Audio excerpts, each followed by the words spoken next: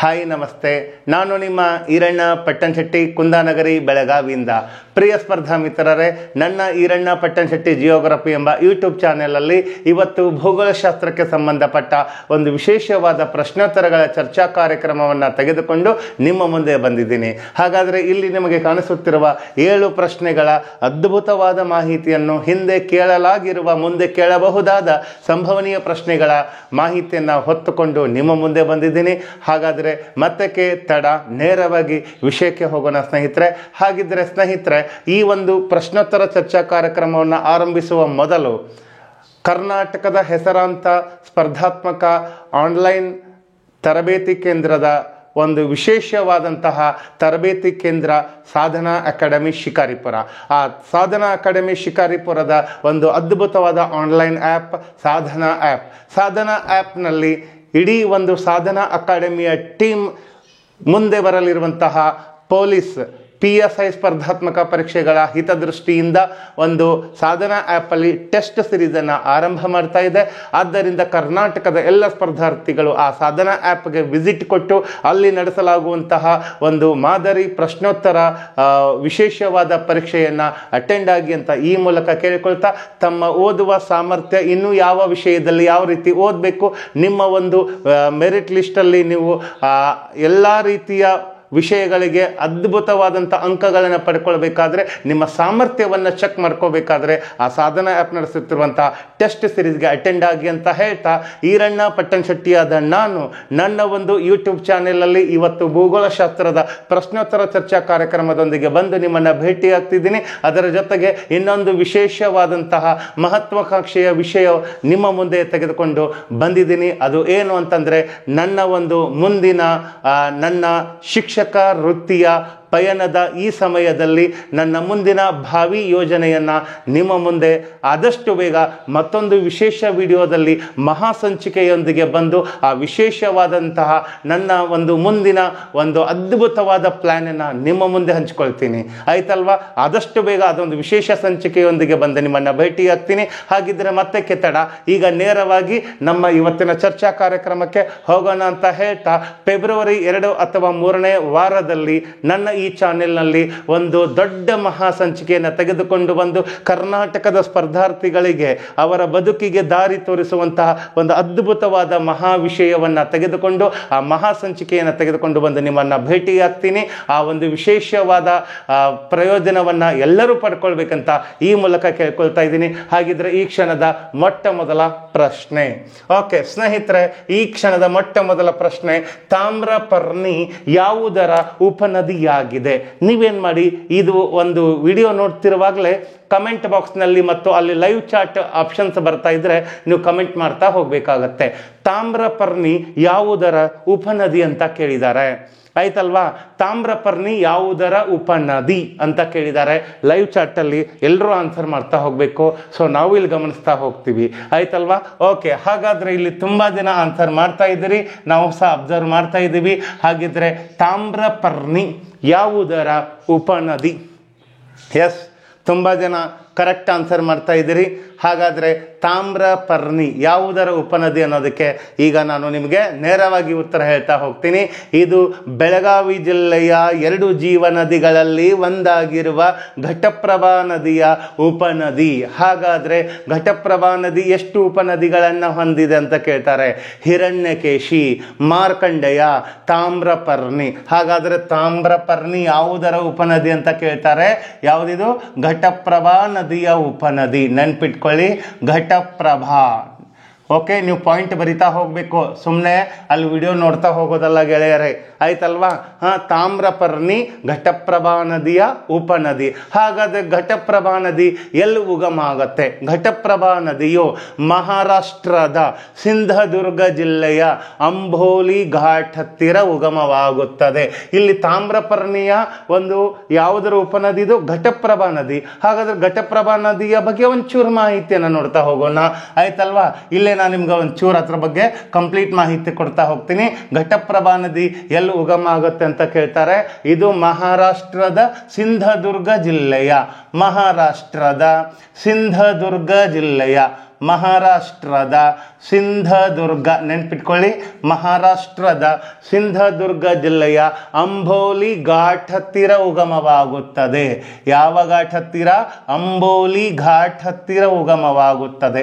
ಅಂಬೋಲಿ ಘಾಟ್ ಹತ್ತಿರ ಉಗಮವಾಗುತ್ತದೆ. ಹಾಗಾದರೆ ಇದು ಬೆಳಗಾವಿ ಜಿಲ್ಲೆಯನ್ನು ಪ್ರವೇಶ ಮಾಡಿ ಬೆಳಗಾವಿ ಜಿಲ್ಲೆಯ ಹುಕ್ಕೇರಿ ತಾಲೂಕಿನಲ್ಲಿ ಹರಿಯುವಾಗ ಈ ನದಿಗೆ ಒಂದು ಅಡ್ಡಲಾಗಿ ಅಣೆಕಟ್ಟು ಕಟ್ಟಲಾಗಿದೆ. ಹಾಗಾದರೆ ಘಟಪ್ರಭಾ ನದಿಗೆ ಹುಕ್ಕೇರಿ ತಾಲೂಕಿನಲ್ಲಿ ನಿರ್ಮಿಸಲಾದ ಅಣೆಕಟ್ಟು ಯಾವುದು? ಅದನ್ನು ತಿಳ್ಕೋಬೇಕು ನಾವು. ಹಾಗಾದರೆ ಆ ಅಣೆಕಟ್ಟು ಯಾವುದಂದ್ರೆ ಹಿಡಕಲ್ ಅಣೆಕಟ್ಟು. ಯಾವ ಅಣೆಕಟ್ಟು ರೀ? ಹಿಡಕಲ್ ಅಣೆಕಟ್ಟು. ಈ ಹಿಡಕಲ್ ಅಣೆಕಟ್ಟಿಗೆ ಏನಂತ ಕರಿತೀವಿ? ರಾಜ ಲಖಮಗೌಡ ಜಲಾಶಯ ಅಂತ ಕರಿತೀವಿ. ಯಾವ ತಾಲೂಕಿನಲ್ಲಿದೆ ಇದು? ಬೆಳಗಾವಿ ಜಿಲ್ಲೆಯ ಹುಕ್ಕೇರಿ ತಾಲೂಕಿನಲ್ಲಿದೆ. ಬೆಳಗಾವಿ ಜಿಲ್ಲೆಯ ಹುಕ್ಕೇರಿ ತಾಲೂಕಿನಲ್ಲಿದೆ. ಇದಕ್ಕೆ ಇನ್ನೊಂದು ಏನಂತ ಹೆಸರು ಕರೀತಾರೆ? ರಾಜ ಲಖಮಗೌಡ ಜಲಾಶಯ ಅಂತ ಕರೀತಾರೆ. ರಾಜ ಲಖಮಗೌಡ ಜಲಾಶಯ. ರಾಜ ಲಖಮಗೌಡ, ರಾಜ ಲಖಮಗೌಡ ಜಲಾಶಯ ಅಂತ ಕರೀತಾರೆ ಸ್ನೇಹಿತರೆ. ತಿಳಿತಲ್ವಾ? ಓಕೆ, ಹಾಗಾದರೆ ನೆಕ್ಸ್ಟ್, ಈ ಘಟಪ್ರಭಾ ನದಿಗೆ ಒಂದು ಅದ್ಭುತವಾದ ಫಾಲ್ಸ್ ನಿರ್ಮಾಣವಾಗಿದೆ. ಅದನ್ನು ಏನಂತ ಕರಿತೀವಿ? ಕರ್ನಾಟಕದ ನಯಾಗರ ಅಂತ ಕರಿತೀವಿ. ಈ ಘಟಪ್ರಭಾ ನದಿಗೆ ಬೆಳಗಾವಿ ಜಿಲ್ಲೆಯ ಕರದಂಟು ನಾಡು ಗೋಕಾಕ ತಾಲೂಕಿನ ಗೋಕಾಕ ನಗರದಿಂದ 6 ಕಿಲೋಮೀಟರ್ ದೂರದಲ್ಲಿ, ಎಷ್ಟು ಕಿಲೋಮೀಟರ್? 6 ಕಿಲೋಮೀಟರ್ ದೂರದಲ್ಲಿ ಇದಕ್ಕೊಂದು ಜಲಪಾತ ನಿರ್ಮಾಣವಾಗಿದೆ. ಅದನ್ನು ನಾವು ಗೋಕಾಕ್ ಫಾಲ್ಸ್ ಅಂತ ಕರಿತೀವಿ. ಏನು ಕರಿತೀವಿ? ಗೋಕಾಕ್ ಫಾಲ್ಸ್ ಅಂತ ಕರಿತೀವಿ. ಹಾಗಾದರೆ ಗೋಕಾಕ್ ಫಾಲ್ಸ್ ಎದಕ್ಕೆ ಫೇಮಸ್ ಆಗಿದೆ? ಕರ್ನಾಟಕದ ನಯಾಗರ ಅಂತ ಕರಿತೀವಿ. ಇದನ್ನೇನು ಕರಿತೀವಿ? ಕರ್ನಾಟಕದ ನಯಾಗರ. ನೆನ್ಪಿಟ್ಕೊಂಡ್ಬಿಟ್ರೆ ಕರ್ನಾಟಕದ ನಯಾಗರ ಅಂತ ಕರಿತೀವಿ. ಕರ್ನಾಟಕದ ನಯಾಗರ, ಕರ್ನಾಟಕದ ನಯಾಗರ ಅಂತ ಕರಿತೀವಿ. ಹಾಗಾದರೆ ಇಲ್ಲೇ ಒಂಚೂರು ಎಕ್ಸ್ಟ್ರಾ ಇನ್ಫಾರ್ಮೇಷನ್ ಡೆಪ್ತ್ ಆಗಿ ನೋಡ್ತಾ ಹೋಗೋಣ. ಹಾಗಿದ್ರೆ ಭಾರತದ ನಯಾಗರ ಯಾವುದು? ಚಿತ್ರಕೂಟ ಜಲಪಾತ. ಓಕೆ, ಭಾರತದ ನಯಾಗರ. ಇಲ್ಲ, ಶಾರ್ಟ್ ಆಗಿ ಬರೀತೇನೆ ನಾನು. ಭಾರತದ ನಯಾಗರ ಚಿತ್ರಕೂಟ. ಭಾರತದ ನಯಾಗರ ಯಾವುದು? ಚಿತ್ರಕೂಟ ಜಲಪಾತ. ಭಾರತದ ನಯಾಗರ ಚಿತ್ರಕೂಟ ಜಲಪಾತ.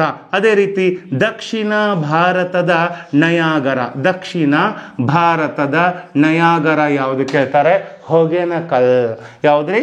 ಹೊಗೇನಕಲ್. ನೆನ್ಪಿಟ್ಕೊಳ್ಳಿ, ಹೊಗೇನಕಲ್. ಇಲ್ಲಿ ಬರೀತೇನೆ ನಾನು, ನೀವು ಸಹ ಪಾಯಿಂಟ್ ಔಟ್ ಮಾಡ್ತಾ ಹೋಗಬೇಕು. ಹೊಗೇನಕಲ್ ಅಂದರೆ ಇಲ್ಲಿ ಒಂದು ನದಿ ಅಥವಾ ಒಂದು ಉಪನದಿ ಅಥವಾ ಒಂದು ಡ್ಯಾಮ್, ಜಲಪಾತ ಏನೇ ಬರಲಿ ಅದ್ರ ಬಗ್ಗೆ ಸಂಬಂಧಪಟ್ಟಂತೆ 360 ಆ್ಯಂಗಲಲ್ಲಿ ನೀವೆಲ್ಲ ರೀತಿ ಓದೋ ಪ್ರಯತ್ನ ಮಾಡಬೇಕು ಗೆಳೆಯರೇ. ಆಯ್ತಲ್ವಾ? ಇದು ಮುಂದೆ ಬರಲಿರುವ ಪೊಲೀಸ್ PSI ಸ್ಪರ್ಧಾತ್ಮಕ ಪರೀಕ್ಷೆಯ ದೃಷ್ಟಿಯಿಂದ ಜಿಯೋಗ್ರಫಿಯ ಕೆಲವು ಪ್ರಶ್ನೋತ್ತರಗಳನ್ನ ಹೊತ್ತುಕೊಂಡು ಬಂದು ನಿಮ್ಮ ಮುಂದೆ ನಾನು ಭೇಟಿ ಆಗ್ತಿದ್ದೀನಿ ಸ್ನೇಹಿತರೆ. ಅದಕ್ಕೆ ಪ್ರತಿಯೊಂದನ್ನು ಅಬ್ಸರ್ವ್ ಮಾಡ್ತಾ ಹೋಗ್ರಿ.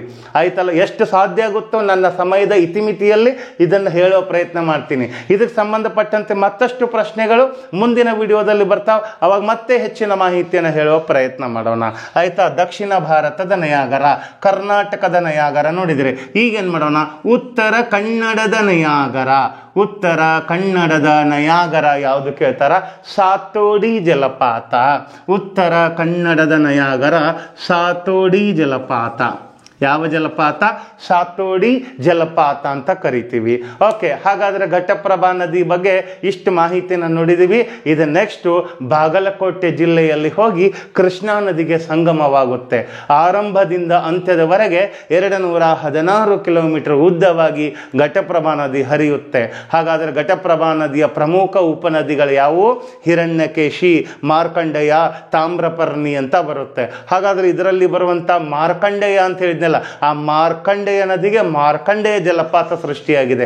ಪೊಲೀಸ್ ಕಾನ್ಸ್ಟೇಬಲ್ ಎಕ್ಸಾಂಪಲ್ ತುಂಬಾ ಬಾರಿ ಕೇಳಿದ್ದಾರೆ, ಅವುಗಳನ್ನು ನೀವು ಅಬ್ಸರ್ವ್ ಮಾಡ್ತಾ ಇರಬೇಕು. ಆಯ್ತಲ್ವಾ? ಓಕೆ, ಹಾಗಾದ್ರೆ ಸ್ನೇಹಿತರೆ, 1ನೇ ಪ್ರಶ್ನೆಗೆ ಸಾಧ್ಯವಾದಷ್ಟು ಇನ್ಫಾರ್ಮೇಶನ್ ಅನ್ನ ನಿಮ್ಗೆ ಸಿಂಪಲ್ ಆಗಿ ಕೊಟ್ಟಿದ್ದೀನಿ. ಇನ್ನಿತರ ಎಕ್ಸ್ಟ್ರಾ ಇನ್ಫಾರ್ಮೇಶನ್ ಏನು ಬರುತ್ತೋ ಮತ್ತೆ ಮುಂದಿನ ಕೆಲವು ಪ್ರಶ್ನೆಗಳಲ್ಲಿ ಬಂದಾಗ ನಾವು ನೋಡ್ತಾ ಹೋಗೋಣ. ಆಯ್ತಲ್ವಾ? ಓಕೆ, ಈ ರೀತಿ ನೀವೇನು ಮಾಡಬೇಕು, ಅದರ ಸುತ್ತಮುತ್ತಲಿರುವ ಎಲ್ಲ ಪ್ರಶ್ನೆಗಳನ್ನು ಅಂದರೆ ಎಲ್ಲ ವಿಷಯಗಳನ್ನು ಒಂದು ಬಾರಿ ಓದಿ ಬಿಟ್ರಪ್ಪ ಅಂದ್ರೆ ನೀವು ಪಕ್ಕ ಕ್ಲಿಯರ್ ಇನ್ಫಾರ್ಮೇಷನ್ ತಗೊಂಡು ಓದ್ತಾ ಇದ್ದೀರಿ ಅಂತ ಅರ್ಥ ಆಯ್ತಲ್ವಾ. ಓಕೆ, ಹಾಗಾದರೆ ಈಗ ಎರಡನೇ ಪ್ರಶ್ನೆಗೆ ಹೋಗೋಣ. ಈಗ ಒಂದನೇ ಪ್ರಶ್ನೆ ಮುಗೀತು. ಎರಡನೇ ಪ್ರಶ್ನೆ ನೋಡಿ. ಎರಡನೇ ಪ್ರಶ್ನೆ, ಪ್ಲೂಟೋ ನಂತರದ ಆಕಾಶಕಾಯ ಯಾವುದು ಅಂತ ಇದೆ. ಪ್ಲೂಟೋ ನಂತರದ ಆಕಾಶಕಾಯ ಕಮೆಂಟ್ ಬಾಕ್ಸಲ್ಲಿ ಕಮೆಂಟ್ ಮಾಡ್ತಾ ಹೋಗಿ. ಪ್ಲೂಟೋ ನಂತರದ ಆಕಾಶಕಾಯ ಯಾವುದು ಅಂತ ಕೇಳಿದ್ದಾರೆ ಆಯ್ತಲ್ಲ. ಪ್ಲೂಟೋ ನಂತರದ ಆಕಾಶಕಾಯ ಬೇಕಾದ್ರೆ ನಾನು ಆಪ್ಷನ್ಸ್ ಕೊಡ್ತಾ ಹೋಗ್ತೀನಿ, ಇಲ್ಲಾಂದರೆ ನೀವೇ ಸಾಧ್ಯವಾದವರು ಅಲ್ಲಿ ಕಮೆಂಟ್ ಬಾಕ್ಸಲ್ಲಿ ಕಮೆಂಟ್ ಮಾಡ್ತಾ ಹೋಗಿ. ನಾನು ಡೈರೆಕ್ಟಾಗಿ ನಿಮ್ಗೇನು ಮಾಡ್ತಾ ಹೋಗ್ತೀನಿ, ಇಲ್ಲಿ ಅದರ ಎಕ್ಸ್ಪ್ಲನೇಷನ್ ಕೊಡ್ತಾ ಹೋಗ್ತೀನಿ. ರೈಟ್. ಓಕೆ, ಪ್ಲೂಟೋ ನಂತರದ ಆಕಾಶಕಾಯ ಯಾವುದು ಅಂತ ಕೇಳ್ತಾರೆ. ಸೆಡ್ನಾ. ಸೆಡ್ನಾ ಅಂತ ಕರೀತಾರೆ. ಸೆಡ್ನಾ ಇದು ಪ್ರಪ್ರಥಮ ಬಾರಿಗೆ ಕೆಲವರಿಗೆ ಮಾತ್ರ ಗೊತ್ತು. ಪ್ರಪ್ರಥಮ ಬಾರಿಗೆ ಓದ್ತಾ ಇದ್ದೀರಿ ಅಂತ ತುಂಬ ಜನರಿಗೆ ನಾನು ಹೇಳ್ತಾ ಇದ್ದೀನಿ. ಯಾಕೆ ಅಂತಂದರೆ 100ಕ್ಕೆ 5 to 10% ಮಾತ್ರ ಸೆಡ್ನಾ ಅನ್ನೋದು ಗೊತ್ತಿದೆ. 100ಕ್ಕೆ 90% ವಿದ್ಯಾರ್ಥಿಗಳಿಗೆ ಈ ಮಾಹಿತಿನೇ ಗೊತ್ತಿಲ್ಲ. ಅವರು ಪ್ಲೂಟೋನೇ ಕಟ್ಟ ಕಡೆಯ ಆಕಾಶಕಾಯ ಅಂದ್ಕೊಂಡಿದ್ದಾರೆ ಆಯ್ತಲ್ವಾ. ಹಾಗಾದರೆ ಇಲ್ಲಿ ನಾನು ನಿಮ್ಗೆ ಹೇಳ್ತಾ ಹೋಗ್ತೀನಿ, ಒಂಚೂರು ಅಬ್ಸರ್ವ್ ಮಾಡ್ತಾ ಹೋಗ್ರಿ ಆಯಿತಾ. ಇದೊಂದು ಸೂರ್ಯ, ಇದು ರೈಟ್. ಇದೊಂದು ಸೂರ್ಯ. ನಾನು ಹಾಗೆ ನಿಮಗೆ ಡಯಾಗ್ರಾಮ್ ಹಾಕಿ ತೋರಿಸ್ತಾ ಹೋಗ್ತೀನಿ. ಇದೊಂದು ಸೂರ್ಯ ರೀ, ರೈಟ್. ಇಲ್ಲಿ ಎಸ್ ಅಂತ ಬರೀತಾನೆ, ಸೂರ್ಯ ಇದು. ಹಾಗಾದರೆ ಇಲ್ಲಿ ನಾವೇನು ಮಾಡೋಣ, ಗ್ರಹಗಳನ್ನು ಹೇಳ್ತಾ ಹೋಗೋಣ. 1 2 3 4 ಓಕೆ. ಇಲ್ಲಿ ನೆಕ್ಸ್ಟ್ 5 6 7 8 ಹಾಂ, ಇವಿಷ್ಟೇ ನೋಡಿದೆ ನಾವು. ಇನ್ನೊಂದು ಪ್ಲೂಟೋ 9ನೇದು ಮಾತ್ರ ನೋಡಿದ್ದೀವಿ. ಅದು ಈ ಗ್ರಹದ ಸ್ಥಾನ ಕಳ್ಕೊಂಡಿದೆ ಬಿಡಿ, ಅದನ್ನು ಮುಂದೆ ನಿಮ್ಗೆ ಚಾಪ್ಟರ್ 5 ಕ್ಲಾಸ್ ಹೇಳುವಾಗ ಹೇಳ್ತೀನಿ ನಾನು ನಿಮಗೆ ಆಯ್ತಲ್ವಾ. ಓಕೆ, ಒಂದು ಮಹತ್ವಾಕಾಂಕ್ಷೆಯ ಯೋಜನೆಯನ್ನು ಇಟ್ಕೊಂಡಿದ್ದೀನಿ. ಫೆಬ್ರವರಿ 2ನೇ ಅಥವಾ 3ನೇ ವಾರದಲ್ಲಿ ನಿಮ್ಮ ಮುಂದೆ ಲಾಂಚ್ ಮಾಡ್ತೀನಿ. ಯಾರೂ ಊಹಿಸದ ರೀತಿಯಲ್ಲಿ ಅಲ್ಲಿ ಅದ್ಭುತವಾದ ತರಗತಿಗಳು ನಡೀತಾವ. ನಿಮ್ಮ ಒಂದು ಅತ್ಯುತ್ತಮ ಸಂಪನ್ಮೂಲ ವ್ಯಕ್ತಿಗಳು ನಿಮಗೆ ಯಾರು ಇಷ್ಟ ಆಗಿದ್ದಾರೋ ಅವರ ಒಂದು ಆ ವ್ಯಕ್ತಿಗಳ ಗರಡಿಯಲ್ಲಿಯೇ ಆ ತರಗತಿಗಳು ನಡೀತಾವ. ಅಂಥವ್ರನ್ನ ಕರ್ಕೊಂಡ್ಬಂದು ಅದರಲ್ಲಿ ನಾನು ಪಾಠ ಮಾಡಿಸ್ತೀನಿ. ಅದು ಏನು ಎತ್ತ ಅಂತ ಫೆಬ್ರವರಿ 2ನೇ ವಾರ ಅಥವಾ 3ನೇ ವಾರದಲ್ಲಿ ನಿಮಗೆ ಗೊತ್ತಾಗತ್ತೆ. ಓಕೆ, ಇರಲಿ. ಈಗ ಸೂರ್ಯ ಆಯಿತಾ. ಹಾಗಾದರೆ 1ನೇ ಗ್ರಹ ಯಾವುದು? ಬುಧ. 2ನೇದು ಯಾವುದು? ಶುಕ್ರ. 3ನೇದು ಯಾವುದು? ಭೂಮಿ ಆಯಿತಾ. 4ನೇದು ಯಾವುದು? ಮಂಗಳ. ನೆಕ್ಸ್ಟ್ ಇದು Guru. Next Shani. Next Uranus. Next Neptune. Next Pluto ಅಂತ ಇದೆ. ಹೌದಾ, ಪ್ಲೂಟೋವನ್ನು ಈಗ ತೆಗೆದಾರ ಆಯ್ತಲ್ವಾ. ಹಾಗಾದರೆ ಪ್ಲೂಟೋ ತೆಗೆದಾರಂದ್ರೆ ತೆಗೆದು ಕಿಶೆದಾಗ ಇಟ್ಕೊಂಡು ಹೋಗಿಲ್ಲ ಮತ್ತು ಅವರವರ ಮನೆಗೆ ಆಯ್ತಲ್ಲ. ಪ್ಲೂಟೋ ತೆಗೆದಿದ್ದಾರೆ ಬಾ ಅಂಥೇಳಿ ಅಲ್ಲಿ ಹೋಗಿ ಅದನ್ನ ತೊಗೊಂಡು ಬಂದು ಚಕಡ್ಯಾಗ ಬಂಡ್ಯಾಗ ಹಾಕ್ಕೊಂಡು ಬಂದು ಮತ್ತೆಲ್ಲೋ ಅವ್ರ ಊರಿಗೆ ಹೋದ್ರು ಅಂತನ್ಬೇಡ್ರಿ ನೀವು ಆಯ್ತಲ್ಲ. ಅದು ಇರೋ ಜಾಗದಲ್ಲಿ ಇದೆ, ಬಟ್ ಗ್ರಹ ಅಂತ ಅದನ್ನು ಕನ್ಸಿಡರ್ ಮಾಡಿಲ್ಲ. ಈಗ ಅದನ್ನು ಕುಬ್ಜ ಗ್ರಹ ಅಂತ ಕರೆದಾರೆ. ಹಾಗಾದರೆ ನನ್ನ ಪ್ರಶ್ನೆ, ಪ್ಲೂಟೋ ಗ್ರಹದ ನಂತರದ ಆಕಾಶಕಾಯ ಯಾವುದು ಅಂತ ಕೇಳ್ತಾರ. ಇಲ್ಲಿ ಬರೀತಾನ ಪ್ಲೂಟೋ ನಂತರದ ಆಕಾಶಕಾಯ. ಓಕೆ, ಅದನ್ನೇ ನಾವು ಸೆಡ್ನಾ ಅಂತ ಕರಿತೀವಿ. ಸೆಡ್ನಾ ಅಂತ ಕರಿತೀವಿ. ಸೆಡ್ನಾ ನಂತರದ ಆಕಾಶಕಾಯ ಯಾವುದು ಕೇಳ್ತಾರ. ಸೆಡ್ನಾ ನಂತರದ ಆಕಾಶಕಾಯ ಕ್ಯೂಪರ್ ಬೆಲ್ಟ್. ಯಾವ ಬೆಲ್ಟ್ ರೀ? Kuiper belt. ನೆನ್ಪಿಟ್ಕೊಳ್ರಿ, Kuiper belt. Kuiper belt ಅಂತ ಕರಿತೀವಿ. ಅದರ ನಂತರ ಬರುವಂಥ ಮತ್ತೊಂದು ಆಕಾಶಕಾಯ ಕ್ಲೌಡ್ ಬೆಲ್ಟ್. ಯಾವ ಬೆಲ್ಟು? ಕ್ಲೌಡ್ ಬೆಲ್ಟ್ ಅಂತ. ಕ್ಲೌಡ್ ಬೆಲ್ಟ್ ನೋಡಿ, ನಾವು ಬರೀ ಪ್ಲೂಟೋ ಮಾತ್ರ ಓದಿದ್ವಿ, ಇನ್ನೂ ಇಂಥ ಎಲ್ಲ ಪ್ರಶ್ನೆಗಳಿದ್ದಾವೆ. ಇವುಗಳ ಬಗ್ಗೆ ಓದಿರೋದೇ ಇಲ್ಲ ನಾವು, ಹೌದಲ್ವಾ? ದಯವಿಟ್ಟು ಬರೀ ನೀವು ಆಗಿನ ಕಾಲದಲ್ಲಿನ ಜ್ಞಾನವನ್ನು ಮಾತ್ರ ಓದದೆ ಆ ಜ್ಞಾನದ ಜೊತೆಗೆ ಪ್ರಸ್ತುತ ಅಪ್ಡೇಟ್ ಇರುವಂತಹ ಮತ್ತಷ್ಟು ಮಗದಷ್ಟು ಆ ಜ್ಞಾನವನ್ನು ಅಪ್ಡೇಟ್ ಮಾಡ್ಕೊಳ್ತಾ ಆ್ಯಡ್ ಮಾಡ್ಕೊಳ್ತಾ ಹೋಗ್ರಿ, ಪಕ್ಕಾ ಸಕ್ಸಸ್ ಆಗಿ ಆಗ್ತೀರಿ ಆಯಿತಾ. ಪ್ಲೂಟೋ ನಂತರದ ಆಕಾಶಕಾಯ ಸೆಡ್ನಾ, ಕ್ಯೂಪರ್ ಬೆಲ್ಟ್, ಅದರ ನಂತರ ಕ್ಲೌಡ್ ಬೆಲ್ಟ್. ಇದು ಪ್ರತಿಯೊಂದು ಆಕಾಶಕಾಯಗಳಿಗೂ ಒಂದೊಂದು ಉದಾಹರಣೆ ಇದೆ. ಎಕ್ಸಾಂಪಲ್, ಗ್ರಹ ಅಂದ್ರೇನು, ಧೂಮಕೇತು ಅಂದ್ರೇನು, ಅದೇ ರೀತಿ ಕುಬ್ಜ ಗ್ರಹ ಅಂದ್ರೇನು, ಉಲ್ಕೆಗಳಂದ್ರೇನು ಅಂತ ಆ ಪ್ರತಿಯೊಂದು ಆಕಾಶಕಾಯಗಳಿಗೆ ಆ ರೀತಿ ಕರಿಬೇಕಾದ್ರೆ ಅವುಗಳ ವಿವರಣೆನೇ ಬೇರೆ ಇದೆ. ಹಾಗಿದ್ರೆ ಈ ಸೆಡ್ನಾ ಅನ್ನೋದಕ್ಕೆ ವಿವರಣೆ ಬೇರೆ, ಕ್ಯೂಪರ್ ಬೆಲ್ಟಿಗೆ ಬೇರೆ, ಕ್ಲೌಡ್ ಬೆಲ್ಟಿಗೆ ಬೇರೆ. ಇದು ಏನು ಅಂತ ನಿಮಗೆ ಮುಂದೆ ಹೇಳ್ತೇನೆ ನಾ. ರೈಟ್. ಓಕೆ, ಹಾಗಾದರೆ ಎರಡನೇ ಪ್ರಶ್ನೆಗೆ ಪ್ಲೂಟೋ ಪ್ಲೂಟೋ ನಂತರದ ಆಕಾಶಕಾಯ ಯಾವುದು ಬಂದಾಗ ಸೆಡ್ನಾ ಅಂತ ಬರುತ್ತೆ. ಒಟ್ಟ ಮರಿಬಾರ್ದು. ನಿಮ್ಮೆಲ್ಲ ಫ್ರೆಂಡ್ಸಿಗೆ ಈ ಮಾಹಿತಿ ಕೊಡ್ರಿ. ತಿಳಿತಲ್ವಾ? ಓಕೆ, ಹಾಗಾದರೆ ಈಗ ನಾವೇನು ಮಾಡೋಣ, ಮುಂದಿನ ಪ್ರಶ್ನೆಗೆ ಹೋಗೋಣ. ನೋಡ್ರಿ, ಭಾಳ ಈಸಿ ಐತಿಲ್ರಿ. ನಾ ಎಷ್ಟು ಸಾಧ್ಯ ಆಗುತ್ತೋ ಅಷ್ಟೇ ಕೊಡ್ತಿರ್ತೀನಿ ರೀ. ದಿನನಿತ್ಯ ಚರ್ಚೆ ಮಾಡೋಣ ಒಟ್ಟ, ಆಯಿತಾ? ನನ್ನ ಆಫ್ಲೈನ್ ತರಗತಿಯ ಬಿಡುವಿನ ಸಮಯದಲ್ಲಿ ಟೈಮ್ ಸಿಕ್ಕಾಗ ದಿನನಿತ್ಯ ಒಂದು ಟೈಮ್ ಫಿಕ್ಸ್ ನಾ ಹೇಳಿದೆ ನಿಮಗೆ. ಸಾಯಂಕಾಲ 6 ಗಂಟೆಗೆ, ರಾತ್ರಿ 7 ಗಂಟೆ 30 ನಿಮಿಷ, ರಾತ್ರಿ 10 ಗಂಟೆ 30 ನಿಮಿಷಕ್ಕೆ ನಿಮಗೆ ನಾನು ವಿಶೇಷ ತರಗತಿಯನ್ನು ತೆಗೆದುಕೊಳ್ತೀನಿ ಅಂತ ಹೇಳಿದ್ದೆ ಅಲ್ವಾ? ಓಕೆ, ಹಾಗಾದರೆ ಈಗ ನೇರವಾಗಿ 3ನೇ ಪ್ರಶ್ನೆಗೆ ಹೋಗೋಣ. ನೋಡಿ, 24ನೆಯ ಲಂಬಾಂತರ ರೇಖೆ ಯಾವ 2 ದೇಶಗಳ ನಡುವಿನ ಗಡಿ ರೇಖೆಯಾಗಿದೆ ಅಂತ. ಸ್ನೇಹಿತರೆ, ಫಸ್ಟ್ ಆಫ್ ಆಲ್ ನಾವು ಭಾರತ ದೇಶದ ಜೊತೆಗಿರುವಂತಹ ಬೇರೆ ಬೇರೆ ದೇಶಗಳ ಅಂತಾರಾಷ್ಟ್ರೀಯ ಗಡಿ ರೇಖೆಯ ಬಗ್ಗೆ ತಿಳ್ಕೊಳ್ಳೋಣ. ನೀವು ಕಮೆಂಟ್ ಬಾಕ್ಸಲ್ಲಿ ಕಮೆಂಟ್ ಮಾಡ್ತಾ ಹೋಗಬೇಕು, ಆಯ್ತಲ್ಲ? 24ನೆಯ ಲೈವ್ ಚಾಟ್ ಇದ್ದರೆ ಲೈವ್ ಚಾಟಲ್ಲಿ, ಇಲ್ಲ ಕಮೆಂಟ್ ಬಾಕ್ಸಲ್ಲಿ ಕಮೆಂಟ್ ಮಾಡ್ತಾ ಹೋಗಿ. 24ನೇ ಲಂಬಾಂತರ ರೇಖೆ ಯಾವ 2 ದೇಶಗಳ ನಡುವಿನ ಗಡಿ ರೇಖೆ ಆಗಿದೆ ಅಂತ. ಅದಕ್ಕಿಂತ ಮುಂಚೆ ನಾವೇನು ಮಾಡೋಣ, ಭಾರತದೊಂದಿಗಿರುವ ಅಂತಾರಾಷ್ಟ್ರೀಯ ಭೂಗಡಿ ರೇಖೆಗಳು ಯಾವ್ಯಾವ ಅಂತ ನೋಡ್ತಾ ಹೋಗೋಣ. ಅವುಗಳಲ್ಲಿ ನಂಬರ್ 1 ಭಾರತ ಮತ್ತು ಪಾಕಿಸ್ತಾನದ ನಡುವೆ, ಭಾರತ ಮತ್ತು ಪಾಕ್ ನಡುವೆ ಇರುವ ಗಡಿ ರೇಖೆ ನಿಮಗೆಲ್ಲ ಗೊತ್ತಿದೆ, ಭಾಳ ಈಸಿ ಇದು, ಆಯ್ತಲ್ವಾ? ಆದರೂ ಮತ್ತೊಂದು ಸರಿ ನೋಡೋಣ, ರಿವಿಷನ್ ಆಗುತ್ತೆ ನಿಮಗೆ. Rad clip. ಯಾವ ಕ್ಲಿಪ್ ರೀ? Rad clip, not hair clip. Understood? Okay, next Bharat ಮತ್ತು ಚೀನಾ. ಭಾರತ ಮತ್ತು ಚೀನಾ. ಭಾರತ ಮತ್ತು ಚೀನಾ ಈ 2 ದೇಶಗಳ ನಡುವಿನ ಗಡಿ ರೇಖೆ ಯಾವ ಮೋಹನ್ ರೀ? ಮ್ಯಾಕ್ ಮೋಹನ್. ಯಾವ ಮೋಹನ್ನು? ಮ್ಯಾಕ್ ಮೋಹನ್. ಓಕೆ, ಮ್ಯಾಕ್ ಮೋಹನ್. ಮ್ಯಾಕ್ ಮೋಹನ್. ನೆಕ್ಸ್ಟ್ ಬರುತ್ತೆ ಗೆಳೆಯರೆ, ನಮ್ಮ ಭಾರತ ಮತ್ತು ಶ್ರೀಲಂಕಾ. ಭಾರತ ಮತ್ತು ಶ್ರೀಲಂಕಾ. ಭಾರತ ಮತ್ತು ಶ್ರೀಲಂಕಾ ನಡುವೆ ಪಾಕ್ ಜಲಸಂಧಿ. ಯಾವ ಜಲಸಂಧಿ ರೀ? ಪಾಕ್ ಜಲಸಂಧಿ. ಇಲ್ಲೇ ಬರೀತಾನೆ, ಪಾಕ್ ಜಲಸಂಧಿ ಡಾಟ್. ಪಾಕ್ ಜಲಸಂಧಿ. ಇದನ್ನು ಇಂಗ್ಲೀಷ್ನಲ್ಲಿ ಪಾಕ್ ಸ್ಟ್ರೈಟ್ ಅಂತ ಕರೀತಾರೆ. ಏನು ಕರೀತಾರೆ? ಇಲ್ಲೇ ಬರೀತಾರೆ ನೋಡ್ರಿ, ಪಾಕ್ ಸ್ಟ್ರೈಟ್ ಅಂತ ಕರೀತಾರೆ. ಪಾಕ್ ಸ್ಟ್ರೈಟ್ ಅಂತ. ಪಾಕ್ ಅಂದರೆ ಎಲ್ಲನೂ ಸೈಲೆಂಟ್ ಇದು. ಅಲ್ಲಿ ನಾವು ಪಾಕ್ ಅಂತ ಕರಿಬೇಕು, ಎಲ್ಲಿ ಬಿಟ್ಟು.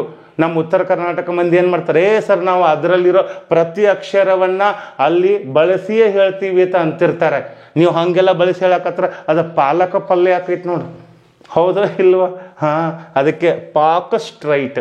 ಅಂಡರ್ಸ್ಟುಡ್? ಓಕೆ, ನೆಕ್ಸ್ಟ್ ಬರುತ್ತೆ ಭಾರತ ಬಾಂಗ್ಲಾದೇಶದ ನಡುವೆ. ಭಾರತ ಬಾಂಗ್ಲಾದೇಶದ ನಡುವೆ ಇರುವ ಗಡಿ ರೇಖೆ ಪರ್ಬಚಲ್. ನೆನ್ಪಿಟ್ಕೊಳ್ರಿ, ಪರ್ಬಚಲ್ ಅಂತ. ಒಟ್ಟೆ ಮರಿಬಾರ್ದು ನೋಡ್ರಿ ಸ್ನೇಹಿತರೆ ನೀವು. ಹಾಗಾದರೆ ಇಲ್ಲಿ ನಾವು ಭಾರತ ಬಾಂಗ್ಲಾ ನೋಡಿದ್ವಿ, ಭಾರತ ಶ್ರೀಲಂಕಾ ನೋಡಿದ್ವಿ, ಭಾರತ ಚೀನಾ ನೋಡಿದ್ವಿ, ಭಾರತ ಪಾಕಿಸ್ತಾನ ನೋಡಿದ್ವಿ. ಇನ್ನೊಂದು ಭಾರತ ಅಫ್ಘಾನಿಸ್ತಾನ್. ಭಾರತ ಅಫ್ಘಾನಿಸ್ತಾನ್ ಡ್ಯೂರ್ಯಾಂಡ್ ಗಡಿ ರೇಖೆ. ಯಾವ ಗಡಿ ರೇಖೆ ರೀ? ಡ್ಯೂರ್ಯಾಂಡ್ ಗಡಿ ರೇಖೆ. ಡ್ಯೂರಾಂಡ್ ಗಡಿ ರೇಖೆ. ಹಾಗಾದರೆ ಸರ್ ಇಲ್ಲಿ ಕೆಲವೊಬ್ಬರು ಆನ್ಸರ್ ಮಾಡಿದಿರಿ ಅಂತ ಅಂದ್ಕೊಂಡಿದ್ದೀನಿ. ಓಕೆ, ಹಾಗಾದರೆ 24ನೇ ಲಂಬಾಂತರ ರೇಖೆ ಯಾವ 2 ದೇಶಗಳ ನಡುವಿನ ಗಡಿ ರೇಖೆ ಅಂತ ಕೇಳಿದ್ರಲ್ಲ, ಇದು ಸ್ನೇಹಿತರೆ ಭಾರತ ಪಾಕ್ ನಡುವಿನ ಅಂತಾರಾಷ್ಟ್ರೀಯ ಗಡಿ ರೇಖೆ. ಭಾರತ ಮತ್ತು ಪಾಕಿಸ್ತಾನ ನಾವು 2 ದೇಶದವರು ಕೂಡಿ ಅಲ್ಲಿ ನಾವು ನಮಗೆ ಬೇಕಾಗಿರುವಂಥ ಗಡಿ ರೇಖೆ ಮಾಡ್ಕೊಂಡಿದ್ದೀವಿ. 2 ದೇಶಗಳ ನಡುವಿನ ಗಡಿ ಸಲಹಾ ಸಮಿತಿಯ ನೇತೃತ್ವದಲ್ಲಿ ಅಲ್ಲಿ ಒಂದು ಗಡಿ ರೇಖೆ ಮಾಡ್ಕೊಂಡಿದ್ದೀವಿ. That is a name of, ಅದುವೇ ರ್ಯಾಡ್ ಕ್ಲಿಪ್ ಅಂತ ಕರಿತೀವಿ. ಆದರೆ ವಿಶ್ವಸಂಸ್ಥೆಯವರು ಎಲ್ಲ ದೇಶಗಳ ಮಧ್ಯ ಅಂತಾರಾಷ್ಟ್ರೀಯ ಗಡಿ ರೇಖೆಯನ್ನು ಗುರುತಿಸುವಾಗ ಸ್ಥಳವನ್ನು ಪರಿಗಣಿಸಿಲ್ಲ. ಅವರು ಅಲ್ಲಿ ನಂಬರ್ ವೈಸ್ ಕೊಡ್ತಾ ಇದ್ರು, 1 2 3 4 5 6 7 8 9 ಅಂತ. ಪ್ರತಿ ಎರಡು ದೇಶಗಳ ನಡುವಿನ ಗಡಿರೇಖೆಗೆ ವಿಶ್ವಸಂಸ್ಥೆ ಏನು ಮಾಡಿತು, ಆ ನಂಬರ್ಗಳನ್ನು ಕೊಟ್ಟು ಆ ನಂಬರ್ ಏನಾಗಿದೆ ಆ ಎರಡು ದೇಶಗಳ ನಡುವಿನ ಅಂತಾರಾಷ್ಟ್ರೀಯ ಭೂಗಡಿ ರೇಖೆಯಾಗಿರುತ್ತೆ ಅಂತ ಅನೌನ್ಸ್ ಮಾಡಿದರು. ಹಾಗಾದರೆ ಭಾರತ ಪಾಕಿಸ್ತಾನದ ನಡುವಿನ ಗಡಿರೇಖೆ ರ್ಯಾಡ್ ಕ್ಲಿಪ್ ಅಂತಾನೂ ಕರೀತಾರೆ. ಓಕೆ, ಹಾಗಾದರೆ 24ನೇ ಲಂಬಾಂತರ ರೇಖೆ ಅಂತಾನೂ ಕರೀತಾರೆ. ನೆನ್ಪಿಟ್ಕೊಳ್ಳಿ, ಇದು ಭಾರತ ಪಾಕ್ ನಡುವೆ ಎರಡು ಬರ್ತಾವ, 24ನೇ ಲಂಬಾಂತರ ರೇಖೆ. ನೆನ್ಪಿಟ್ಕೋಬೇಕು, ಆಯ್ತಲ್ವಾ? ಓಕೆ, ಇದಿಷ್ಟು ತಿಳ್ಕೊಬೇಕು. ನೆಕ್ಸ್ಟ್ ಮುಂದೆ ಮತ್ತೊಂದು ಪ್ರಶ್ನೆಗೆ ಹೋಗೋಣ. ಎಲ್ಲರಿಗೂ ಅರ್ಥ ಆಗ್ತಿದೆ ಅಂದ್ಕೊಂಡಿದ್ದೀನಿ. Okay, yes. ನೋಡ್ರಿ, ಮುಂದಿನ ಪ್ರಶ್ನೆ ನೋಡ್ರಿ, 4ನೇ ಪ್ರಶ್ನೆ ಏನಿದೆ, ಶಾಂಪೇನ್ ಬುಡಕಟ್ಟು ಪಂಗಡ ಎಲ್ಲಿ ಕಂಡು ಬರುತ್ತದೆ? ಶಾಂಪೇನ್ನ ಬುಡಕಟ್ಟು ಪಂಗಡ ಕಂಡು ಬರುವುದು ಎಲ್ಲಿ ಅಂತ ಕೇಳ್ತಾರ. ಅಂಡಮಾನ್ ನಿಕೋಬಾರ್ ಅಂತ ಕೇಂದ್ರಾಡಳಿತ ಪ್ರದೇಶ ಐತಲ್ಲ, ಅದರ ಒಳಗ ನಿಕೋಬಾರ್ ದ್ವೀಪ ಸಮೂಹದಲ್ಲಿ. ಈಗ ಎಕ್ಸಾಂಪಲ್ ನಾನು ನಿಮ್ಗೆ ಇಲ್ಲೇ ಹೇಳ್ತೇನೆ, ಇದೊಂದು ನಮ್ಮ ದಕ್ಷಿಣ ಭಾರತ ಇದೆ. ಓಕೆ, ಇದು ದಕ್ಷಿಣ ಭಾರತ. ಹಂಗ ನೆನಪಿಟ್ಕೊರೇನು, ಇದು ದಕ್ಷಿಣ ಭಾರತ. ಇಲ್ಲಿ ಶ್ರೀಲಂಕಾ ಬರ್ತೈತಿ, ಕಾಣಿಸ್ತಿದೆ ಅನ್ಕೊಂಡಿದ್ದೀನಿ. ಇಲ್ಲಿ ನಮ್ಮ ಅಂಡಮಾನ್ ನಿಕೋಬಾರ್ ಬರ್ತೈತಿ. ಇದು ಅಂಡಮಾನ್, ಇದು ನಿಕೋಬಾರ್ ದ್ವೀಪ ಸಮೂಹ, ಹೌದಲ್ಲ? ಹಾಗಾದರೆ ಈ ಅಂಡಮಾನ್ ಅಂತ ಐತಲ್ಲ, ಎರಡೂ ಕೂಡ ಇದು ಅಂಡಮಾನ್ ಇದೆ, ಮೇಲ್ಗಡೆ ಬರೀತಾನ ಬೇಕಾದ್ರೆ ನಿಮ್ಗೆ ಗೊತ್ತಾಗೋಸ್ಕರ. ಇದು ಅಂಡಮಾನ್ ದ್ವೀಪ ಸಮೂಹ, ಇದು ಕೆಳಗಡೆದು ನಿಕೋಬಾರ್ ದ್ವೀಪ ಸಮೂಹ. ಇವೆರಡೂ ಕೂಡಿ ಒಂದು ಕೇಂದ್ರಾಡಳಿತ ಪ್ರದೇಶ ಮಾಡಿದ್ವಿ ನಾವು, ಅಂಡಮಾನ್ ನಿಕೋಬಾರ್ ಕೇಂದ್ರಾಡಳಿತ ಪ್ರದೇಶ ಅಂತ. ಹಾಗಾದರೆ ಈ ಅಂಡಮಾನ್ ಮತ್ತು ನಿಕೋಬಾರ್ ಕೇಂದ್ರಾಡಳಿತ ಪ್ರದೇಶವನ್ನು ವಿಭಜಿಸುವಂತಹ ಒಂದು ಚಾನೆಲ್ ಅಥವಾ ಕಾಲುವೆ ಯಾವ್ದು ಕೇಳ್ತಾರ? 10 ಡಿಗ್ರಿ ಕಾಲುವೆ. ಯಾವ ಡಿಗ್ರಿ ರೀ? 10 ಡಿಗ್ರಿ ಕಾಲುವೆ ಅಂತ ನಾವು ಕರಿತೀವಿ.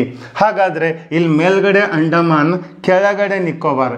ಈ ಅಂಡಮಾನ್ ಐತಲ್ಲ, ಇದನ್ನು 4 ದ್ವೀಪಗಳಾಗಿ ವಿಂಗಡಿಸಿದ್ದಾರೆ. ಯಾವ್ಯಾವು? 1 ಉತ್ತರ ಅಂಡಮಾನ್, 2 ಮಧ್ಯ ಅಂಡಮಾನ್, 3 ಚಿಕ್ಕ ಅಂಡಮಾನ್, 4 ದಕ್ಷಿಣ ಅಂಡಮಾನ್ ಅಂತ. ಇಲ್ಲ ಬರೀತಾನ ಶಾರ್ಟ್ ಆಗಿ, ಏನು? ಉತ್ತರ ಅಂಡಮಾನ್. ಓಕೆ, 2ನೇದು ಮಧ್ಯ ಅಂಡಮಾನ್, 3ನೇದು ಚಿಕ್ಕ ಅಂಡಮಾನ್. 3ನೇದು ಯಾವ್ದ್ರಿ? ಚಿಕ್ಕ ಅಂಡಮಾನ್. ನೋಡಿ, ಚಿಕ್ಕ ಅಂಡಮಾನ್. 4ನೇದು ಯಾವುದು? ದಕ್ಷಿಣ ಅಂಡಮಾನ್. 4ನೇದು ಯಾವುದು? ದಕ್ಷಿಣ ಅಂಡಮಾನ್. ಓಕೆ, ದಕ್ಷಿಣ ಅಂಡಮಾನ್.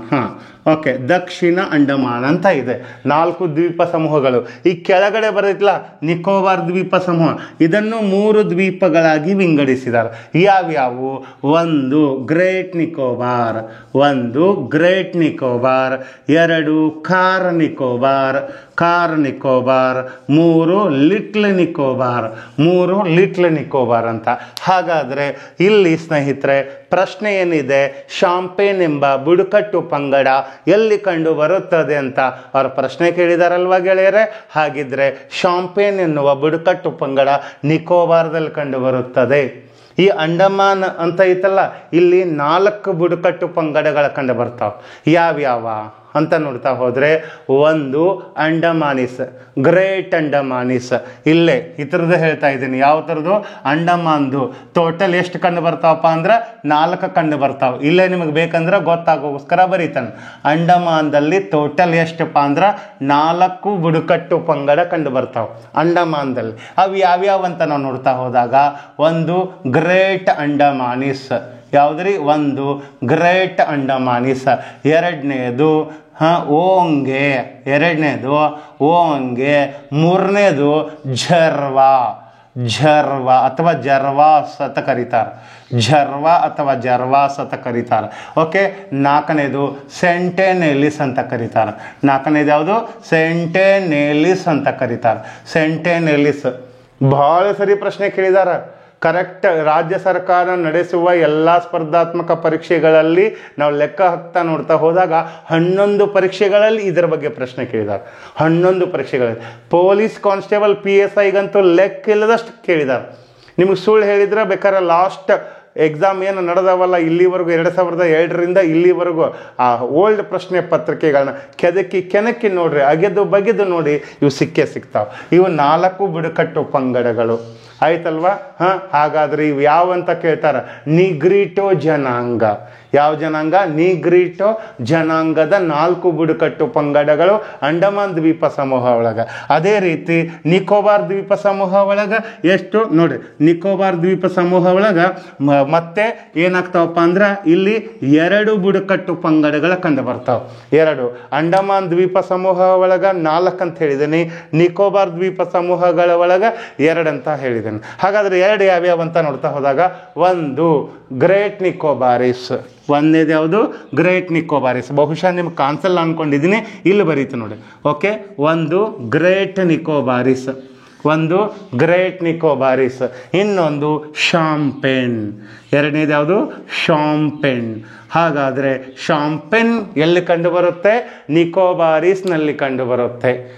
ಇದರಲ್ಲಿ ನಿಕೋಬಾರ್ ದ್ವೀಪ ಸಮೂಹದಲ್ಲಿ ಕಂಡು ಬರುತ್ತದೆ. ಪ್ರಶ್ನೆ ಹೆಂಗೆ ಬೇಕಾದಂಗೆ ಕೇಳ್ಬೋದು ಅವನು, ಆಯ್ತಲ್ವಾ. ಅಂಡಮಾನ್ ನಿಕೋಬಾರ್ ದ್ವೀಪ ಸಮೂಹದಲ್ಲಿ ಈ ಕೆಳಗಿನ ಯಾವ ಬುಡಕಟ್ಟು ಪಂಗಡಗಳು ಕಂಡು ಬರುತ್ತವೆ ಅಂತಂದಾಗ 6 ಕೊಡ್ತಾನ. ಇತರಾಗ ಒಂದು ಮಿಸ್ ಮಾಡಿ ಬೇರೆ ಯಾವುದೋ ಒಂದು ಕೊಟ್ಟು ಬಿಡ್ತಾನೆ, ಆಯ್ತಲ್ಲ. ಬಹಳ ಹುಷಾರಾಗಿರ್ಬೇಕು. 4 ಓದಬೇಕು, 2 ಓದಬೇಕು. ಈ ಕೆಳಗಿನ ಯಾವುದು ಅಂಡಮಾನ್ ಸಮೂಹದಲ್ಲಿರುವಂತಹ ಬುಡಕಟ್ಟು ಪಂಗಡ ಅಂತ ಕೇಳ್ತಾನ, ಆಯ್ತಲ್ಲ. ಅಂಡಮಾನ್ಗೆ ಸಮೀಪದ ದೇಶ ಕೇಳ್ತಾನೆ. ಅಂಡಮಾನ್ಗೆ ಸಮೀಪದ ದೇಶ ಮಯನ್ಮಾರ್. ನಿಕೋಬಾರ್ಗೆ ಸಮೀಪದ ದೇಶ ಯಾವ್ದು ಕೇಳ್ತಾರೆ? ಇಂಡೋನೇಷಿಯಾ, ಥೈಲ್ಯಾಂಡ್ ಬರ್ತಾವ ನಿಕೋಬಾರ್ಗೆ ಸಮೀಪದ ದೇಶ. ಈ ಕಡೆ ಮತ್ತೆ ನೆಕ್ಸ್ಟ್ ಇದೇ ನಮ್ಮ ಭಾರತ ಇಲ್ಲ, ಇಲ್ಲಿ ಏನಿದೆ ಲಕ್ಷದ್ವೀಪ ಇದೆ. ಆ ಲಕ್ಷದ್ವೀಪದ ಸಮೀಪದ ದೇಶ ಮಾಲ್ಡೀವ್ಸ್ ಅಂತ ಕರೀತಾರೆ. ಹಿಂಗೆ ಪ್ರಶ್ನೆಗಳನ್ನ ಕೇಳ್ತಾ ಹೋದ್ರೆ ತುಂಬ ಇದೆ. ಹಂತವಾಗಿ ಓದ್ತಾ ಹೋಗೋಣ, ಎಲ್ಲ ಕನ್ಫ್ಯೂಸ್ ಮಾಡ್ಕೋದು ಬೇಡ. ಇನ್ನು ಬೇಕಾದಷ್ಟು ಪ್ರಶ್ನೆಗಳದಾವ, ಎಲ್ಲವನ್ನ ಹೆಕ್ಕಿ ತಗೊಂಡು ಬರ್ತೀನಿ, ನಿಮ್ಗೆ ಇನ್ಫಾರ್ಮೇಷನ್ ಕೊಡ್ತಾ ಇರ್ತೀನಿ, ಆಯ್ತಲ್ವಾ. ಇಷ್ಟಿದ ಅರ್ಥ ಆಗಿದೆ ಅಂತ ಅನ್ಕೊಂಡಿದ್ದೀನಿ, ರೈಟ್. ಮತ್ತೆ ಇದರ ಮುಂದಿನ ಮಾಹಿತಿನ ಮುಂದಿನ ಮತ್ತೊಂದು ಪ್ರಶ್ನೆ ಬಂದಾಗ ಮತ್ತೆ ನೋಡೋಣ, ಆಯ್ತಲ್ವಾ. ಒಂದೇ ಪ್ರಶ್ನೆ ತಗೊಂಡು ನಾವು 2 ತಾಸು 3 ತಾಸು ಹೇಳ್ಕೊತ ಕೂತ್ರೆ ಆಗಲ್ಲ.